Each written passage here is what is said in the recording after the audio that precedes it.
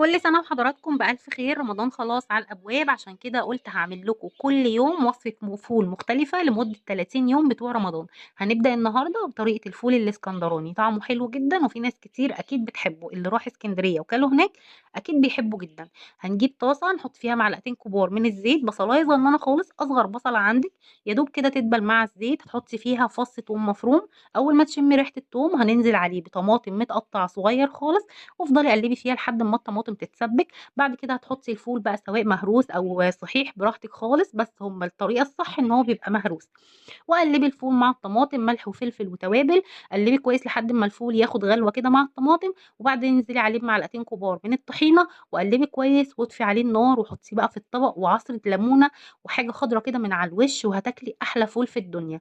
هنعمل باذن الله وصفات كتير للسحور وحلو وحادق لرمضان. اشتركوا في القناه وفعلوا زر الجرس عشان يوصلكم باذن الله كل جديد.